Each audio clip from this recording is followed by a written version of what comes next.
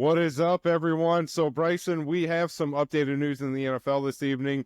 So, Russell Wilson has found himself a new team. So, the New York Giants and Russell Wilson have came to terms on a 1-year, $10.5 million deal.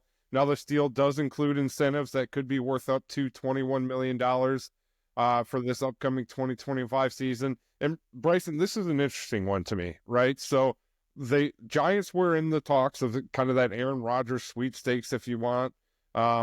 But they're seemingly out of that now. So that doesn't leave a whole lot of room for Rodgers. I think Pittsburgh's probably the only realistic team left out there that Rodgers could sign with.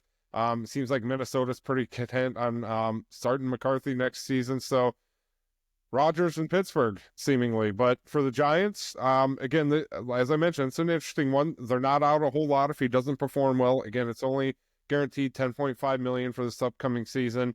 And this makes sense to me from the standpoint if the Giants have plans in going out and drafting that next young franchise quarterback. That's kind of my initial thoughts on it, Bryson. What are yours? Yeah, he is old, but I think if they get a quarterback, I don't think it'll be Cam Ward. I think that'll go to the Titans. I think it'd be Shedeur Sanders. Yeah, good, quite possibly. And this would make a ton of sense for that move. As I mentioned, you bring in a veteran presence, have him there for a year, possibly 2 years, and bring in a guy like Shedeur Sanders, let him learn behind him for a year or two.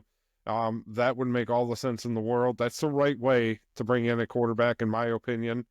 We see it time and time again in Green Bay with Rodgers to Love, with Favre to Rodgers. So it would make a ton of sense from that standpoint.